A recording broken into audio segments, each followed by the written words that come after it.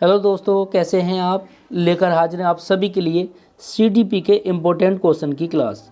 आज की क्लास में हम सीडीपी के 30 ऐसे इम्पोर्टेंट क्वेश्चन डिस्कस करेंगे जो कि आपके एग्ज़ाम के लिए काफ़ी इम्पोर्टेंट हैं। अगर आप भी सीटेट एग्ज़ाम की तैयारी कर रहे हैं तो इन क्वेश्चन पर प्रैक्टिस करके अपनी तैयारी को और भी अच्छी कर सकते हैं। तो चलिए बिना किसी देरी के करते हैं शुरुआत आज की क्लास की।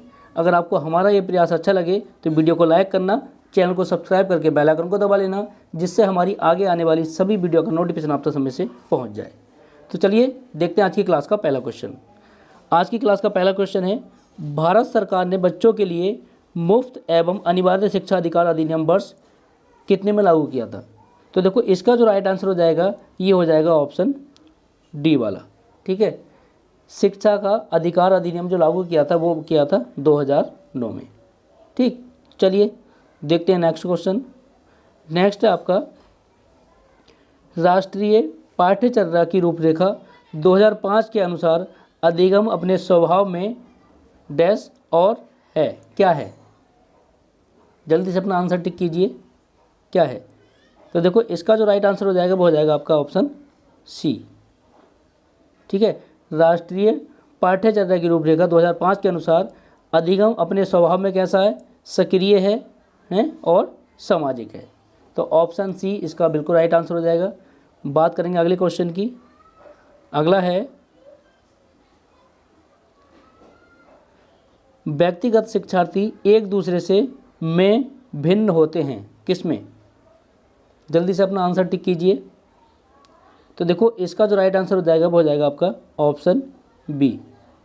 व्यक्तिगत शिक्षार्थी एक दूसरे से विकास की दर में भिन्न होते हैं। ठीक है, क्योंकि देखो विकास की दर जो होती है वो हर किसी की अलग अलग होती है, प्रत्येक बच्चे की, प्रत्येक मनुष्य की अलग अलग होती है। किसी की तेज़ी से विकास हो जाता है किसी का, और किसी का थोड़ा धीमी प्रक्रिया से होता है। ठीक, तो ऑप्शन बी इसका बिल्कुल राइट आंसर हो जाएगा। चलेंगे नेक्स्ट क्वेश्चन की ओर। नेक्स्ट है आपका, लॉरेंस कोहलबर्ग विकास के क्षेत्र में शोध के लिए जाने जाते हैं, किस शोध के लिए जाने जाते हैं। तो जल्दी से बताइए अपना आंसर। तो देखो इसका जो राइट आंसर हो जाएगा वो हो जाएगा आपका ऑप्शन डी। ठीक है, लॉरेंस कोहलबर्ग विकास के क्षेत्र में नैतिक विकास के लिए जाने जाते हैं। ठीक, ऑप्शन डी बिल्कुल राइट आंसर हो जाएगा। बात करेंगे अगले प्रश्न की। अगला है, मैकडूगल के अनुसार मूल प्रवृत्ति जिज्ञासा का संबंध संवेग कौन सा है। तो जल्दी से आंसर बताइए इसका। तो देखो इसका जो राइट आंसर हो जाएगा वो हो जाएगा आश्चर्य। ऑप्शन सी इसका बिल्कुल राइट आंसर हो जाएगा। चलेंगे नेक्स्ट प्रश्न की ओर। नेक्स्ट है आपका, शिक्षा में फ्रोवेल का महत्वपूर्ण योगदान था डैश का विकास, किसका विकास। जल्दी से आंसर बताइए अपना। तो देखो इसका जो राइट आंसर हो जाएगा वो हो जाएगा आपका ऑप्शन सी, किंडरगार्टन। ठीक है, अगला है, एक अच्छा अध्यापक विद्यार्थियों के मध्य बढ़ावा देता है, किसको बढ़ावा देता है। जल्दी से आंसर बताइए इसका। तो देखो एक अच्छा अध्यापक जो बढ़ावा देगा विद्यार्थियों के मध्य वो देगा सहयोग की भावनाओं को। ठीक है, ऑप्शन बी इसका राइट आंसर हो जाएगा। जिन लोगों ने बी टिक किया था उनका बिल्कुल सही आंसर है। बात करेंगे अगले प्रश्न की। अगला है, शिक्षक का अति महत्वपूर्ण उद्देश्य है, क्या है। बताइए इसका आंसर।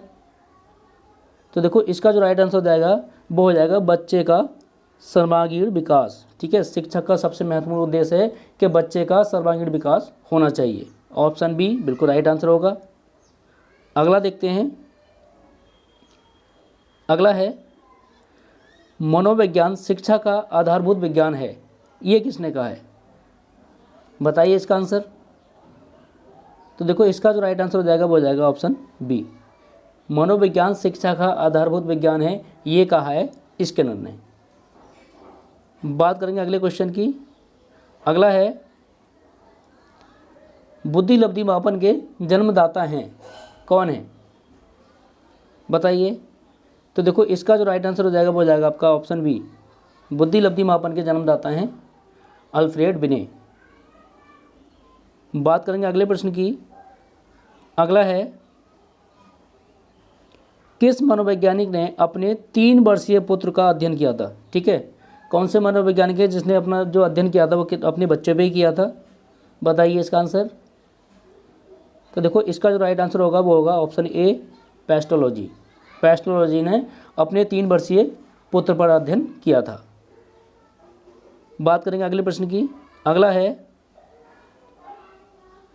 बालक का विकास होता है। बालक का विकास होता है, कैसे होता है? बताइए आंसर इसका।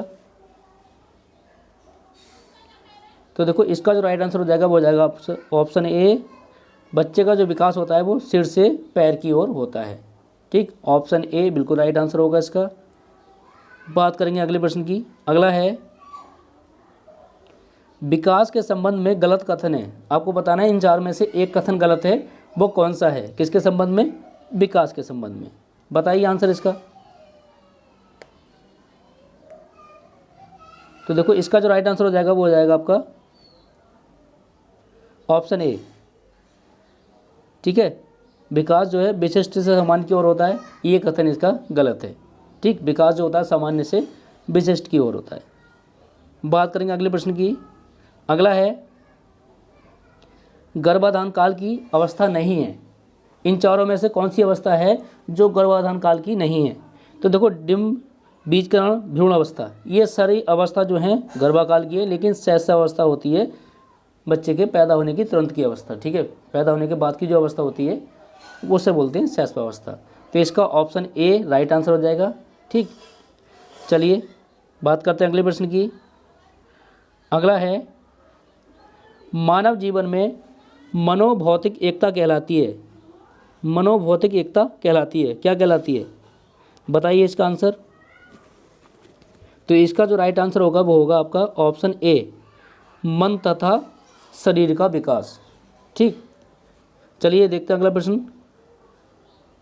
अगर आपको ये वीडियो अच्छी लग रही हो तो वीडियो को लाइक और चैनल को सब्सक्राइब जरूर कर लें, क्योंकि इस चैनल के माध्यम से आपको CDPK और CTET से रिलेटेड क्लासेस आपको मिलती रहेंगी। हम आपकी प्रैक्टिस अच्छे से कराते रहेंगे। ठीक, चलिए देखते हैं अगला प्रश्न। अगला है, गर्भ में सर्वप्रथम निर्माण होता है। किसका निर्माण होता है? तो देखो गर्भ में जो निर्माण होता है सबका किसका होता है? सबसे पहले जो निर्माण होता है वो होता है सिर का। ठीक है, ऑप्शन बी इसका राइट आंसर हो जाएगा, सिर। अगला देखते हैं। अगला है, जन्म के समय शिशु में कितनी हड्डियां होती हैं? बताइए इसका आंसर। तो देखो इसका जो राइट आंसर होगा वो होगा आपका ऑप्शन सी, जन्म के समय शिशु में 270 हड्डियां होती हैं। अगला देखते हैं, बालक अपनी माँ को पहचानना प्रारंभ कर देता है किस अवस्था में? बताइए इसका आंसर। तो देखो इसका जो राइट आंसर होगा वो हो जाएगा आपका ऑप्शन डी। ठीक है, 3 माह। जिसने डी ऑप्शन टिक किया था उसका राइट आंसर है। अगला देखते हैं। अगला है, बालक के जन्म के समय शिशु के मस्तिष्क का भार होता है, कितना होता है? ठीक, तो देखो बच्चे के जन्म के समय शिशु के मस्तिष्क का जो भार होता है लगभग वो होता है 400 ग्राम। ठीक है, इसमें ऑप्शन इसका सी राइट आंसर हो जाएगा, 400 ग्राम। ठीक, कई जगह लिखा होता है 350 से 400 ग्राम। ठीक है, तो अगर दोनों बातें दोनों सही हो सकती हैं। ठीक, अगर 400 दिया तो आप 400 टिक कीजिए। चलिए देखते हैं अगले प्रश्न को। अगला है, कल्पना जगत में विचरण होता है। ठीक है, कौन सी अवस्था में? तो बताइए इसका आंसर, जल्दी बताइए। तो देखो इसका जो राइट आंसर हो जाएगा वो हो जाएगा आपका शैशवावस्था व किशोरावस्था में। ठीक है, कल्पना जगत में विचरण होता है किस अवस्था में? इन दोनों अवस्था में होता है। ऑप्शन डी बिल्कुल राइट आंसर होगा। देखेंगे नेक्स्ट क्वेश्चन। नेक्स्ट है इसका, बालक मुख्य रंगों की पहचान कर लेता है किस एज में? बताइए इसका आंसर। तो देखो बालक मुख्य रंगों की पहचान जो करता है वो कौन सी अवस्था में करता है? वो करता है 5 वर्ष की उम्र में। ठीक, ऑप्शन ए बिल्कुल राइट आंसर होगा इसका। बात करेंगे अगले प्रश्न की। अगला है, छोटे छोटे वाक्यों को बोलना तथा 3 पहियों की साइकिल चलाना ये कार्य किस अवस्था में होता है? भाई छोटे छोटे वाक्यों को बोलना, ठीक है, साइकिल चलाना या पहिए चलाना, ये किस अवस्था के कार्य हैं? तो देखो इसका आंसर बताओ जल्दी। ये आंसर होगा इसका शैशवावस्था। ठीक, ऑप्शन ए राइट आंसर हो जाएगा।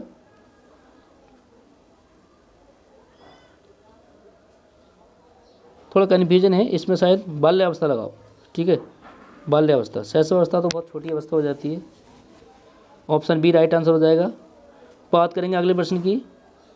अगला है, निम्न में से किस घटना की ओर बालक सर्वप्रथम आकर्षित होना प्रारंभ करता है? बताइए इसका आंसर। तो देखो इसका जो राइट आंसर हो जाएगा वो हो जाएगा आपका ऑप्शन ए। बच्चा जो है प्रकाश की ओर आकर्षित होना सबसे पहले प्रारंभ करता है, ठीक, ऑप्शन ए राइट आंसर हो जाएगा। बात करेंगे अगले प्रश्न की। अगला है, बालक की जिज्ञासा को किया जाना चाहिए, क्या किया जाना चाहिए? बताइए इसका आंसर। तो देखो ऑप्शन बी इसका राइट आंसर हो जाएगा। बच्चे की जो जिज्ञासा है उसे शांत करना चाहिए, ठीक है, तर्क के अनुसार या उचित आंसर देकर उसकी जिज्ञासा को हमें शांत करना चाहिए। ऑप्शन बी बिल्कुल राइट आंसर हो जाएगा। अगला देखते हैं। अगला है, भारत में बाल विकास की शुरुआत कब हुई थी? बताइए इसका आंसर। तो देखो भारत में बाल विकास की शुरुआत हुई थी 1930 में। ऑप्शन ए बिल्कुल राइट आंसर होगा इसका। बात करेंगे अगले प्रश्न की। अगला है, किशोरावस्था में सामाजिक विकास पर जिसका प्रभाव नहीं पड़ता वह निम्न में से कौन सी है? ठीक है, कौन सी बात है जो किशोरावस्था में सामाजिक विकास पर जिसका प्रभाव नहीं पड़ता? बताइए इसका आंसर। तो देखो इसका जो राइट आंसर हो जाएगा वो हो जाएगा आपका ऑप्शन सी, असुरक्षा। बात करेंगे अगले प्रश्न की। अगला है, किशोरावस्था में चरित्र निर्माण से जो अवस्था संबंधित है वह निम्न में से है, कौन सी है? बताइए इसका आंसर। तो देखो इसका जो राइट आंसर हो जाएगा वो हो जाएगा आपका ऑप्शन बी, आधारहीन आत्म चेतना अवस्था। ऑप्शन बी बिल्कुल राइट आंसर होगा। बात करेंगे अगले प्रश्न की। अगला है, विकास व्यक्ति में नवीन विशेषताएं और योग्यताएं प्रस्फुटित करता है, ये कथन किसका है? तो बताइए इसका आंसर। तो देखो इसका जो राइट आंसर हो जाएगा वो हो जाएगा आपका ऑप्शन ए, हरलॉक। ये कथन है हरलॉक का। बात करते हैं अगले प्रश्न की। अगला है, किशोरावस्था एक नया जन्म है, इसमें उच्चतर और श्रेष्ठतर मानव विशेषताओं का जन्म होता है, ये कथन किसका है? तो बताइए इसका आंसर क्या होगा। तो देखो इसका जो राइट आंसर हो जाएगा वो हो जाएगा आपका स्टैनली हॉल, ठीक है, ऑप्शन सी इसका राइट आंसर हो जाएगा। बात करते हैं अगले क्वेश्चन की। अगला है, और ये क्वेश्चन आज की क्लास का लास्ट क्वेश्चन है। क्या है? किशोरावस्था आदर्शों की अवस्था है, सिद्धांतों के निर्माण की अवस्था है, साथ ही जीवन सामान्य समायोजन है, ये परिभाषा देने वाले हैं, कौन है? तो बताइए इसका आंसर। तो देखो इसका जो राइट आंसर होगा वो होगा आपका ऑप्शन बी, ये परिभाषा दी थी जीन पियाजे ने, ठीक। तो चलिए इस वीडियो में बस इतना ही, मिलते हैं नेक्स्ट वीडियो में जिसमें इसके आगे के क्वेश्चन डिस्कस करेंगे। अगर आपको हमारा ये प्रयास अच्छा लगा हो तो वीडियो को लाइक करना, चैनल को सब्सक्राइब करके बेल आइकन को दबा लेना, जिससे हमारी आने वाली सभी वीडियो का नोटिफिकेशन आप तक समय से पहुंच जाए। तो चलिए मिलते हैं नेक्स्ट वीडियो में, तब तक के लिए बाय।